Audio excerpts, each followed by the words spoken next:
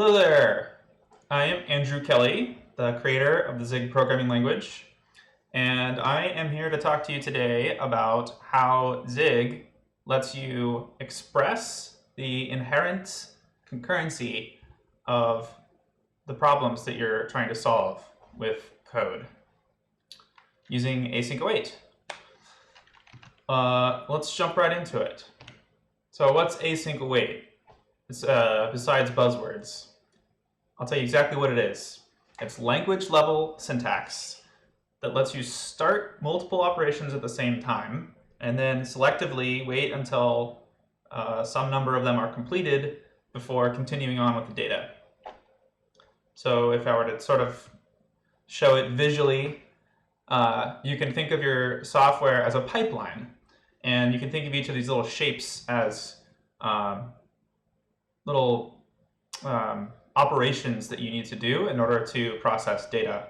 And then you're going to end up with your final result here, represented by this scroll. So in terms of Redis, for example, any one of these little shapes could be a Redis query. Or maybe it's a different database query, or maybe it's a external API fetch, or maybe it's reading a configuration file, or maybe it's using a third-party API. Point is, this is basically what what all software is doing, some form of this, and the arrows are just the little processing in between, and then you end up with your result. So this is the way I like to think about software if we're trying to squeeze out the maximum performance out of a given problem. You want to do as much in parallel at the same time.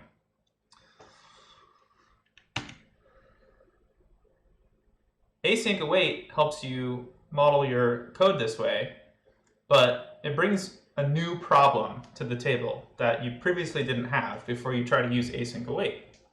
And this infamous blog post by Bob Neustrom, what color is your function? It was a great sort of like explanation of the problem that function coloring brings when you try to use async await. So I'll show you what this problem looks like in a few different programming languages.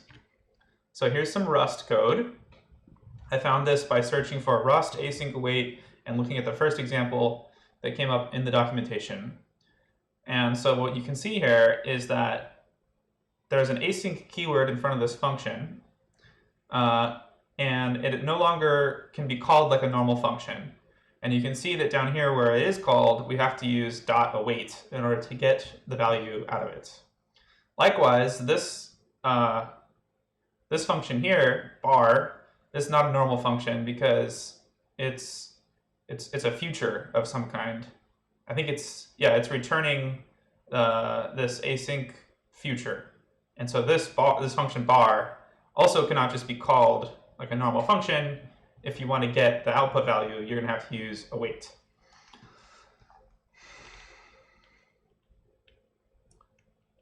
Okay, here's nym. I found this by searching for nym async await and looking at the first example from the documentation.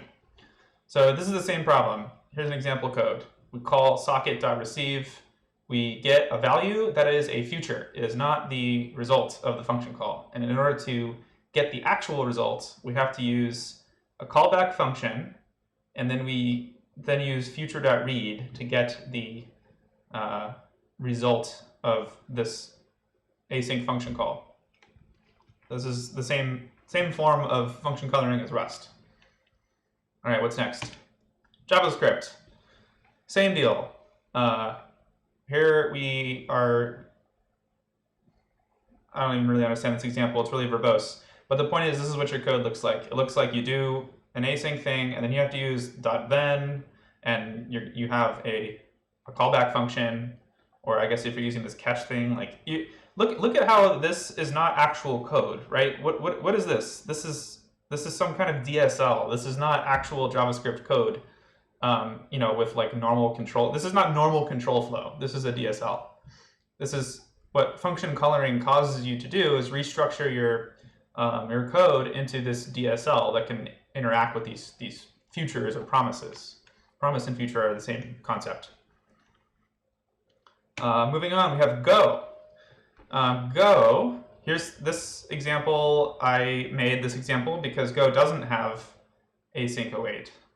They were so close. They almost made a good programming language, but they didn't quite get await in there. Actually, they weren't even really close. This is a fatal flaw, not having await. And let me show you what I mean about not having await. In Go, I made these two functions here, foo and bar. They each sleep a little bit and then return an integer. And here we use go foo, go bar. This is equivalent to async. And beautifully, there are no function coloring here because you can just call foo normally and it will work. And you can just call bar normally and it will work. That all works great. And here we can do async, but there's no way to get the return value of these functions. And we have to use channels. And this is actually a fatal flaw because if you add a channel as a parameter to this function so that you can then put the return value into the channel, you've just reintroduced function coloring back into your language. So really, they don't even get to have this green checkbox because this one doesn't cut it. Also, the Go compiler accepts this program. It does not complain that these return values are being ignored. That's a serious flaw in this language. Ignoring errors is really bad. Okay, moving on. Here's Zig.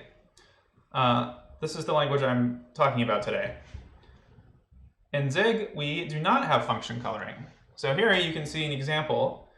This top half here is, you can see that there's async call, function call here, there's an async function call here, and then we await one of them, await the other one. Down here, this is the same thing, except now we're doing it serially instead of with async await. And note that these are the exact same functions, and they can just be called just like normal functions. So there's no function coloring here. And what we've done when we've gone from the bottom one to the top one is we've broken the functions apart into starting them and finishing them. So if we look here, this part where we've extracted the functions out a little bit, we've done this shape, right? So this one, the triangle can be, or the cone can be the HTTP request, and the cylinder can be Redis. And now these things can happen in parallel. We've expressed the fact that these can happen in parallel. And then await right here represents where they join together, because the control flow here waits for both of these to be operational. Sorry, not operational, available, finished. So, and likewise, the other one here, what we've done here is the same thing, except now we've expressed it serially. We've not expressed the concurrency here.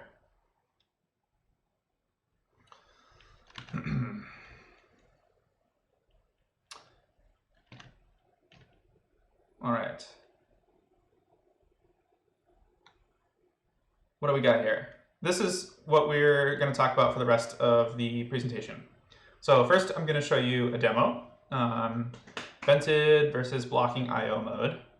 I'll talk to you about how it works. We'll do a little bit more of an involved example, and then I'm going to kick it over to Loris Cro. All right, so let's do this. First things first, let's do this demo. Here we go. So I'm going to switch over to my code view here, like this.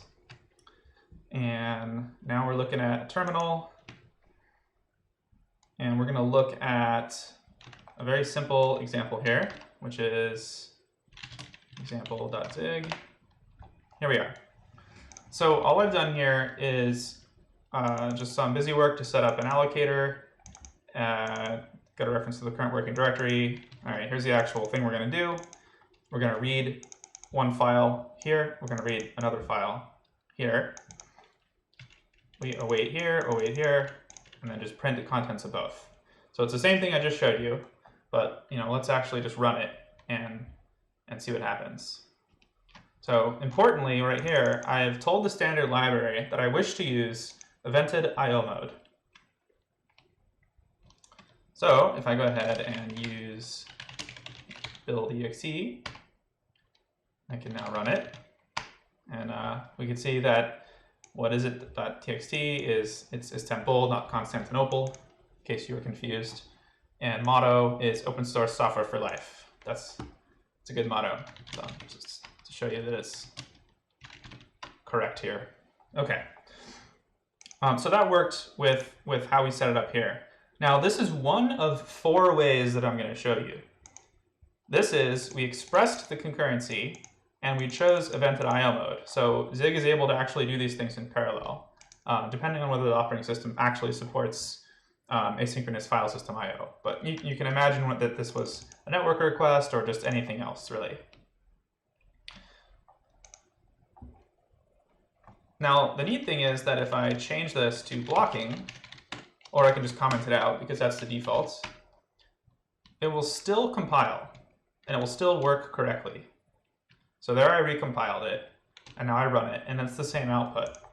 But now, notice that I used blocking IO, but I'm still using async await. So this is the non-function coloring thing that Zig brings to the table here, is that I can still express concurrency, even if I will not actually be able to take advantage of it because I end up using blocking IO mode. And so to show you what I mean, if we look at an S-trace of this, this is very simple, a very simple S-trace. There's not a lot going on here. You can see that it's only one thread. There's no threads being spawned here. You can see it just opens the file, does a read, closes the file, opens the next file, does a read, closes the file, prints to standard error. We're done.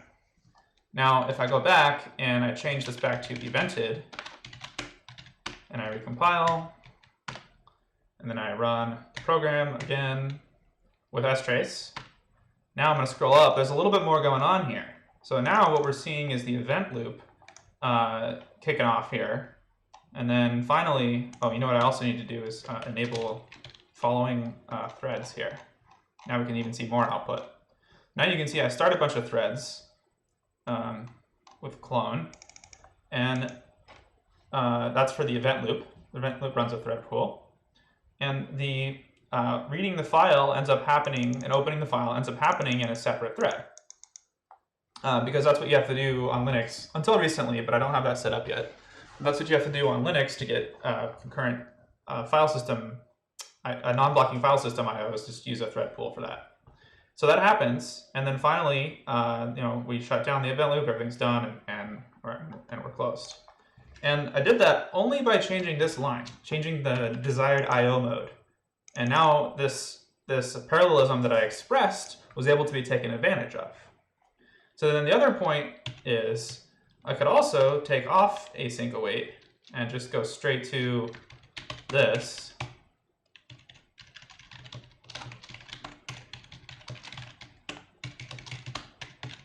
And now I'm not expressing concurrency here anymore. And but I am using evented IO. And now I can run it, I can compile it, run it again. Let's just run it normally this time. Works the same. And now the point here though is, if you look at this, there's no, the async keyword here is found 0 times. The await keyword here is found 0 times. This just looks like a normal blocking application. But even so, if I run this with strace, you can see it is doing everything in the event loop. And so if I were to write this code as a package or a library that other Zig programs wanted to use, it would behave correctly in async IO mode, despite the fact that I didn't use the async keyword even a single time here. It's automatic integration. The same code works in every environment. So, I mean, obviously I can also take away the evented here. Now it's in blocking mode. I'll recompile it one final time. So this is all 4 different configurations. And now, once again, we're back to the really simple serial way of doing everything, which was incidentally the same thing as when we had evented mode, or when we had blocking mode, but we did express the concurrency, like this. Same thing. So this is the key point that I'm trying to tell you about, is that Zig lets you write this code in libraries so that you can express the optimal behavior where you can express the parallelism in your data, even if in some contexts it won't be able to be taken advantage of. In other contexts, it can be taken advantage of. At least you can express the parallelism in the language. All right, let's head back over to those slides here, and let's see what's coming up next here. Okay, yeah, now I'm going to tell you how this stuff works. Like, how does the language do this? Okay, so the first thing is the low-level language primitives, suspend and resume. This is basically coroutines. And this is a low-level API that most Zig programmers will not have to take advantage of, but you would take advantage of this in an event loop implementation or some other low-level API implementations. But it's the foundations that async await is built on, so it's important to learn how they work. All right, so let's look at a simple example here. This is showing you how suspend works. So here we have this is a whole program that we'll run, and it's very simple. Here's the main function. First thing we do is async call foo, and the foo just does a suspend and then a print. So now this is the part where you guess the output, and then I'll give you maybe like 5 seconds, and then I'm going to press the button here. Okay, so if you guessed that this log statement would never be printed, then you were correct. So this never got printed because this function was suspended. It suspended itself, but it never got resumed. So the whole program completes with this line never being reached. So now I'm going to go ahead and add this line here. So we're going to add another log statement, resume frame, and then we're going to call resume. So now, once again, you can guess the output. So I'll give you a couple seconds there. There we go. So now we got to every single log statement, and you can see that the order here is pretty reasonable. So first, we could say that we're gonna we call the function, and that goes to the suspend. The suspend makes control flow go back up to here. We print resuming frame. We call resume. That makes this one be printed after suspend. The function returns, and then we're at the end of main. That's how the control flow works here. Okay, next. What if we try to resume the frame again? What's going to happen here? And the answer is this is illegal behavior. And illegal behavior is caught in debug and release safe mode. And you get this helpful stack trace that points out that you resumed an async function which already returned. And it also points to the function that was already returned, and it points to where your bad resume statement is. And it's pointing exactly to right here. So this is a safety feature that will prevent you from invoking undefined behavior. However, if you choose to compile in release fast mode, then you will not have the safety, and the optimizer will assume that you never do this. So you got to be careful not to do this resume thing. You can't resume something that's already completed. Now, there's a really straightforward way to make sure this never happens, and it's what you should be doing the whole time. And you always think that it's the suspender's responsibility to make sure it gets resumed. So we should not be doing resume in main here. That's not the right way to do it. It's the suspender's responsibility to have a plan for how they're going to get them. Like if they're the one who says they want to suspend, they have to have a plan for how they're going to get resumed. So here's how we can do this. This is an example, or I'm going to show you what it looks like for a suspender to be in charge of its plan for how it can resume itself. So what's a really simple plan for how to get resumed? Well, it can just spawn a thread, and then the thread can do the resume. And this actually can lead us to a pretty potentially helpful primitive here. With the way suspend and resume works, you can actually implement in Zig a function called do this in a new thread, and it has no possibility of failure, and it works as advertised. So this function foo gets called, you call do this in a new thread, and then now you're in a new thread, and bar gets called in a new thread. This is an abstraction that Zig lets you write using suspend and resume. And here's what it looks like. It's actually just what, 1, 2, 3, 4, 5, 6, 7, 8 lines of code here. So here's what it looks like. There's a built-in function called frame, and that gives you a pointer to the function's frame. And that pointer can be used to resume it. So first we get that pointer, we spawn a thread, pass in the frame pointer here, and that's just this parameter. The function is called the start function of the thread. The thread's going to jump into this function, resume me, please, okay, thanks. And then we suspend. So then when the thread starts up, and it gets a pointer to the frame, and it just calls resume. And that's it. That's the whole implementation of this function. Now, I hope that you are shouting at the screen right now, because I intentionally left in a problem or two here that we definitely are going to fix right now. So if you look carefully, you can see that here we have a race condition. There's a problem where this spawn here, this thread spawn, is going to start calling this function, and it might actually call resume before the suspend runs. That's a race condition. So how do we fix this? That is the reason that we have suspend blocks. So the suspend keyword takes an optional block, and how it works is that the function is considered to be suspended upon entry to the block. And if you resume it, it picks up right here at the end curly brace. But then this code inside the suspend block is still running. So you can actually be in a suspended state and still be running code within the function. And that's what a suspend block does.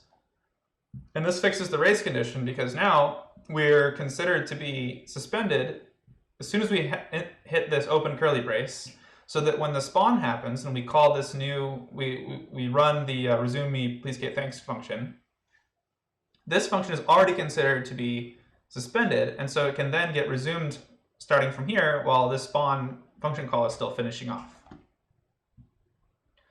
Okay, now there's one more problem which I hope that you're looking at here, and it is this, catch unreachable. So this is supposed to look scary in Zig, because what you're doing is you are saying that any error that happens here should be treated as illegal behavior, which we just learned is either going to crash your program if the safety features are enabled, or is going to be undefined behavior in release fast mode. So this is a problem, because spawning a thread can fail, and we need to deal with that situation. So we have a couple choices here. We could change the do this in a new thread function to potentially report that you are not able to do this in a new thread. Or we can just define this function to try to do it in a new thread, but fall back to not doing it in a new thread. And that's what we're going to do here. So now we try to spawn the thread, and if we get an error, that's fine. We're actually just going to resume ourselves right here. And this is recognized by the language to simply exit the suspend block and not end up suspending after all. So there we have it. We actually have solved both of these problems here, and now this works.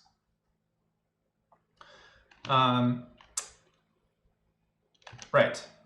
Now, let's try to use it inside of main and see what happens. So if we try to do this, we're actually going to get a compile error. This function doesn't work inside main. And here's why. Here's the error that we get. Function with calling convention naked cannot be async. And if you look at it, what it's pointing at is the start symbol, the very symbol that the kernel is trying to start in order to run the program. And if you keep following it down, it explains why it needed the start function to be async. And basically, this is the code that's inside the standard library, the start code. It's the code that's calling main. And if we keep looking down, we see main. And now we can see that do this in a new thread is an async function call. And we can see that the reason it is because it uses this frame built in here. that causes the do this in a new thread function to be async. Main calls it, and so it causes main to be async, and that just bubbles all the way back up to the operating system's entry point. And that doesn't work because the Linux kernel does not know how to call an async zig function, nor should it. So there's a problem here. We need to introduce a seam between async functions and the operating system's entry point. So we can do that, no problem. So what we're going to do is instead of calling do this in a new thread directly, main is going to call async main, but it's going to do it with an async call. Async does not introduce a suspend point, and so main can remain a function that does not need to be have the async function call convention. Okay, but if we do this, we get no output. The program runs from start to finish, and the log function here is never run. And this is because we used async, but we didn't do await. And so the function didn't wait for async main to finish, and so it got finished too fast. Now the problem is we can't put await in there because that would have just been equivalent to just calling async main, which would then bring back that same problem where main would need to be async. So we can't do that. But what we can do is we can fix up a couple things, and we can use no async to solve this problem. So this is a complete example. If you put this in a text editor, it will work successfully. Okay, actually, it's missing a couple of, it's missing the please k thanks function from the other slide. But if you add that in the standard library import, it'll work. Okay, so what do we do here? First thing we did is introduced a global variable to keep track of the thread handle. And instead of tossing away the results, we actually are going to save it. So if the thread gets spawned, then we save it here. We save it into this global variable. So now, because we did that, the main function can access that global variable and call thread.wait. So now, inside this main function, we did a blocking wait on a thread.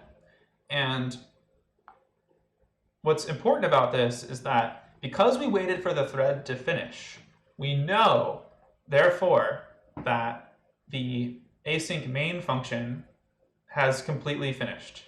Because this async main function is being run in the thread, and the thread exited. So we know that it's done already, which means that we know that if we were going to await this function, the await would not need to suspend because the result is already available, it's already done. It doesn't need to suspend.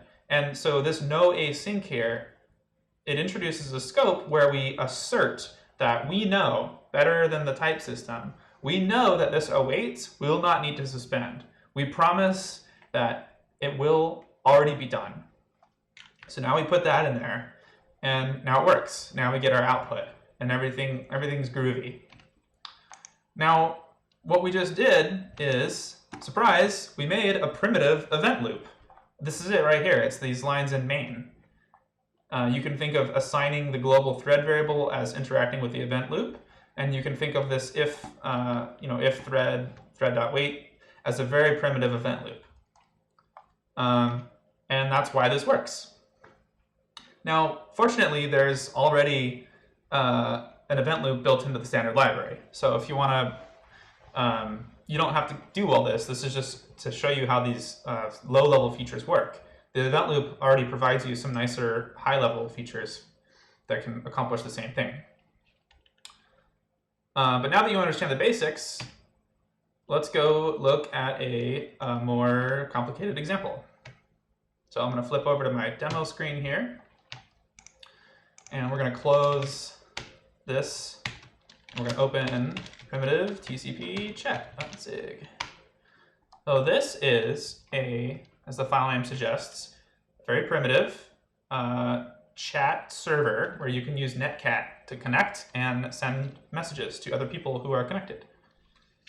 Now we're going to use async IO here, and as we were just talking about, using an event loop, this communicates to the standard library to use the standard library's event loop, and that's what we're doing here. Okay, So let's briefly go over this code. I'm just going to scroll down slowly so you can see that it's just not too much code. There's the end of it right there. It's only 55 lines. Okay.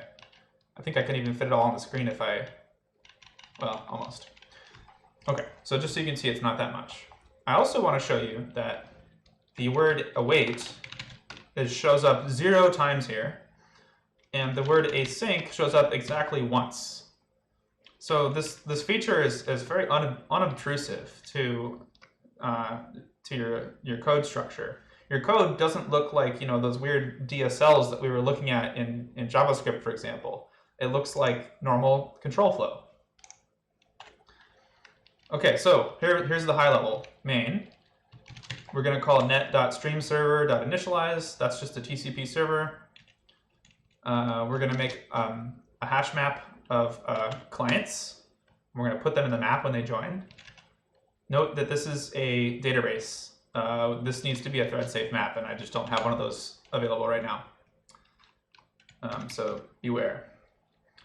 Okay, we're going to call listen on the server. We're going to listen on the local host with an automatically assigned port.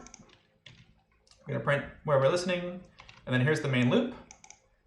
So we're going to call, we're going to allocate space for a client. We're going to accept. This is the networking layer. We're going to accept the socket, and then here's the interesting part. There's this handle frame here, and this is where we say async client.handle. We pass it the room. Now, this is the interesting part, because this data type here, this is the frame of this function. And what it means is that this field on this struct, this field can hold the data needed to do this entire async call. So what this means is that in this loop here, we are pre-allocating all of the space right here by allocating client, which contains this field. We're allocating all of the space that we need in order to fulfill this request of this client joining the room. And if, now right here, we're just exiting, we're using try. So if we're out of memory, then we're gonna come out of main and crash. But I could change this to error, and then here we can say, send a 500 server overloaded message, and maybe like log error could not take request, something like this. I'm not going to do that right now, but the point is that we're pre-allocating, before we even try to accept the client, we're pre-allocating the space for them to be able to handle them. So when you talk about servers that want to either do non-blocking I/O so that they can handle some large number of requests at the same time, or you want to be careful about how many threads you create because it's going to take up too much memory. Here it's very precise. It's limited by the local variables that you're using in your functions. And however efficient you write your code, then the more of these you can fit in memory. But the beautiful thing is that you can reject requests that you don't have enough resources to handle, which means that your server can work. It can work correctly even when it's at load capacity, because your server just knows, like, no, I don't have enough resources to handle this client right now. So you are rejected. Go find a server that's less busy. But anyway, let's run this thing. So I'll do zig build exe primitive TCP chat, and then I'll run it.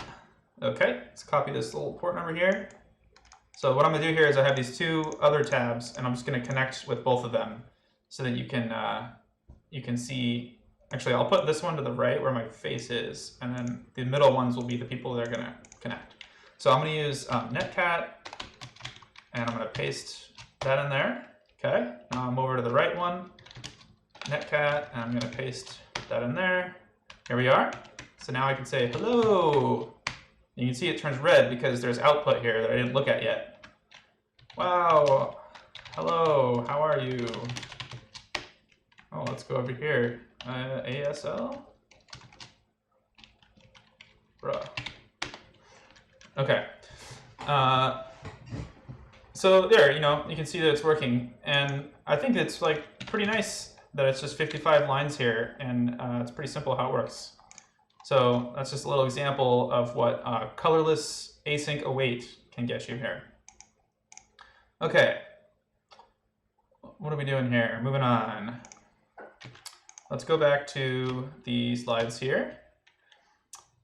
And yeah, all right. Well, that was it for my part of this talk.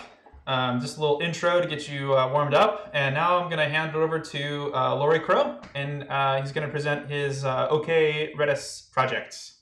So thanks everyone for your time. I hope you'll give Zig a chance, see what you think. And I'm going to turn it over to Loris Cro. Thank you, Andrew. I discovered Zig at the beginning of 2019, around the time when I joined Redis Labs as a developer advocate, and I loved it. I loved it so much that I wrote a Redis client for Zig. It's called OkRedis, and it's a bit of an ambitious project because I'm trying to do with OkRedis a lot of things that I've never seen other Redis clients try to achieve, at least not all at once. And one of these things, for example, is that OkRedis is a zero-allocation client, so it doesn't require dynamic allocations if you don't need them. And it does also a lot of interesting things, but I don't have time to cover all of them. What I will cover today is how you can use OkRedis both in blocking mode and in evented IO mode, which means that you can use OkRedis when you're using async await and when you're not using async await. And it still works both ways, and it's the same code base. Like if you think about it in Python, for example, if you're using normal blocking mode, you would use Redis Py, but if you're using async IO, you will need to use AIO Redis or some other client that has explicit support for async await. So let me show you how you can do this in Zig using a single code base. So first of all, this first example, very simple, just shows you how the main interface looks like. So here we are just allocating a client, connecting it to a Redis server, closing the connection at the end using the fur. Then here we are sending a command, and this curious syntax here is a Zig tuple. It allows you to, among other things, to do variadic functions. And this is how you express commands, Redis commands to my client. This is not the only interface, but it's the main one.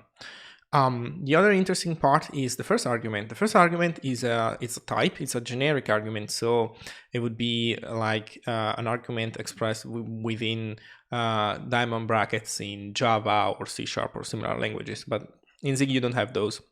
So it's just an argument like any other.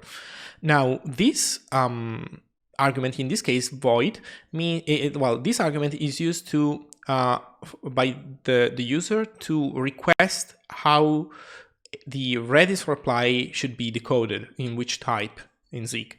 Void means I don't care about the reply. So in this case, we are not even reserving memory to store the reply from Redis. Now, sometimes you do care about the reply. So for example, here we are sending a second command. So we are sending get. So first we set answer to 42. Now we are getting the value inside the answer. And we are requesting the return value to be a number, AU64. One mildly interesting thing is that get doesn't really reply with numbers. You might not have noticed this before if you've never used a low-level client, but Redis replies to get with a string reply. And what my client is doing here is that it sees that the user is requesting a number. It sees that Redis is sending a string reply back. And what it does, it basically try to parse a integer number out of the string. And if it succeeds, then the number is what you get back. So let me run this example so you can see it working. Also, support for evented IO on Linux has been fully merged in version 0.6 of Zig, but support for macOS is still work in progress. It's being merged as I'm recording this on the main branch, so on the unstable version. Unfortunately, I'm not sure that my demo would work completely. So to make sure everything works smoothly, I'm just running this I'm just cross-compiling this for Linux, and I guess it's also an excuse to show you how with Zig you can cross-compile for other platforms very easily. And then I'm running all of the examples inside a Docker container that it's running Ubuntu down here. So you can see here what I'm doing is just Zig build exe. I'm specifying Linux as a target, and then the file that I want to compile. Takes a moment, it compiles, very simple.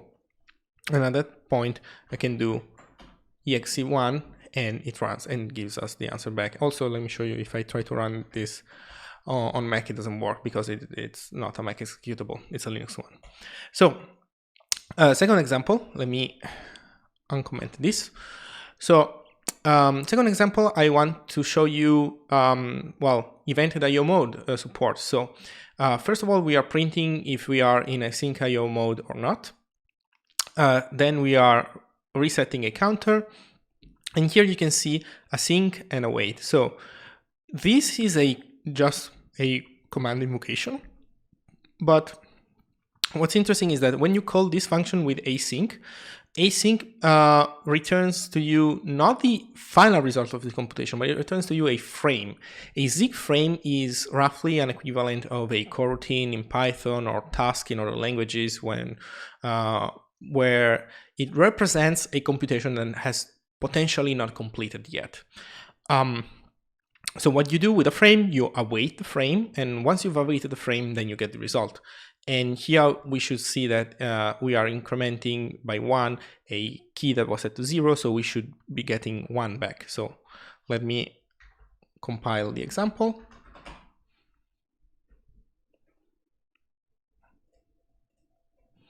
Compiles, I run it.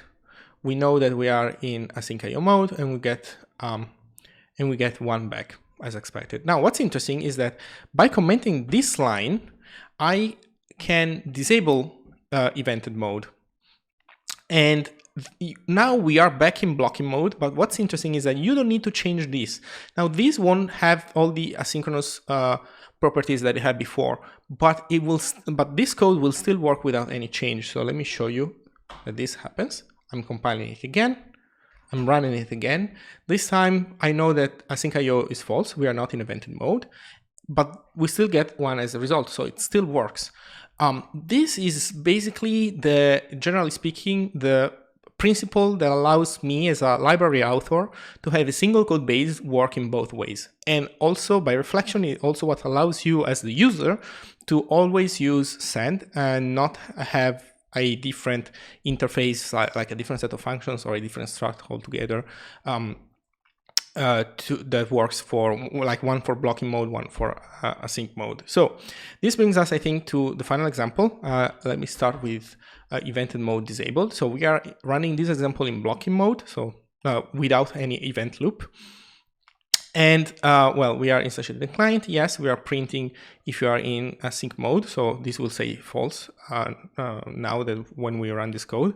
We are setting the counter to 0. We are preparing a increment command, but we are not running it immediately. We are just storing it inside a variable. Then next, we are allocating an array of frames, 1,000 of them, an array of 1,000 frames. And for each frame, we are sending the command using async await. So we are sending basically 1,000 increment commands. This part of the code, the one that sends commands and reads replies back, it has been timed. So at the end, I can print a bunch of timing statistics. And I'm also finally printing what the final value inside the counter is, so that you can see that all the 1,000 increment commands were actually processed correctly. So let me run this example.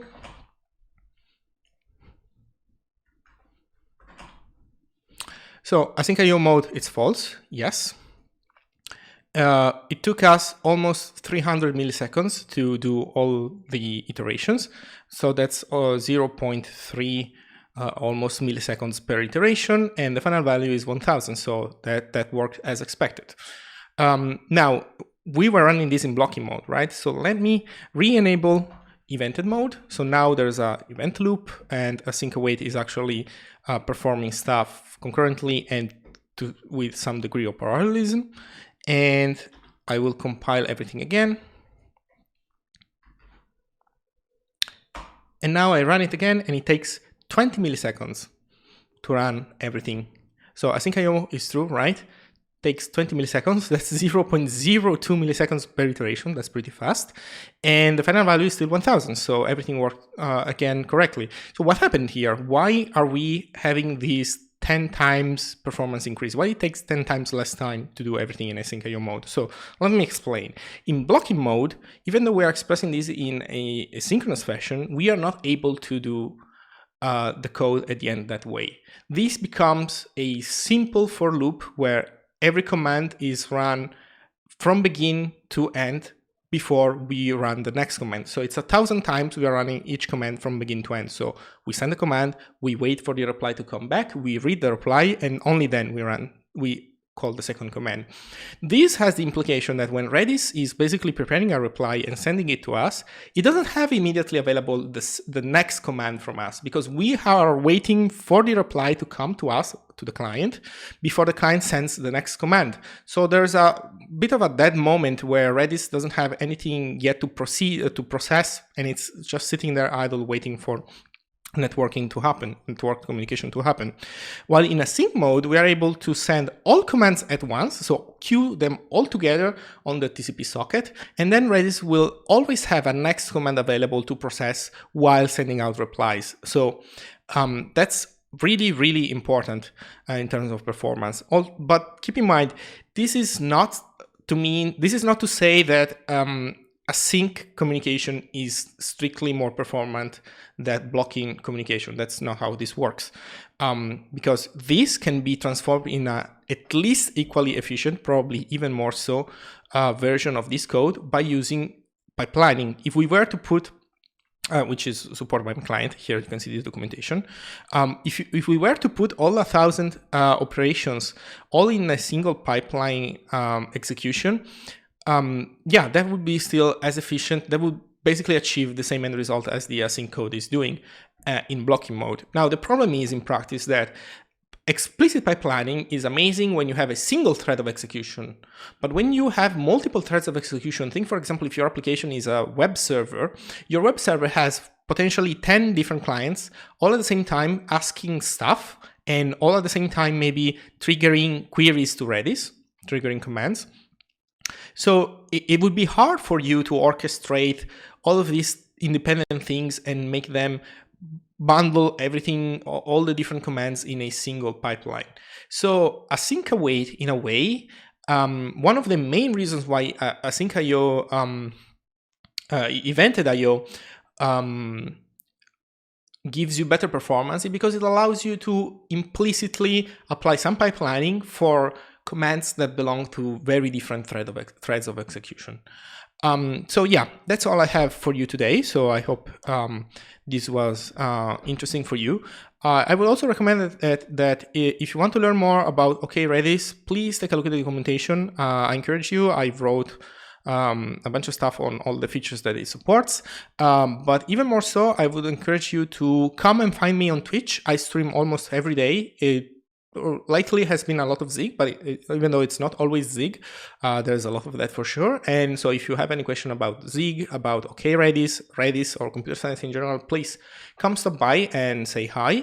I stream, as I said, yeah, almost every day. And now that async await support, so evented IO support in Zig is being merged also for macOS, I will resume development of OkRedis. I put that on hold for a while because there's a lot of stuff that are working and that have been correctly implemented, but there's still also a lot of polishing that needs to be done. So yeah, please come find me. You will find me on Twitch at twitch.tv/Christoph_IT. You can also find me on Twitter at Loris Cro. So thank you very much and have a nice day.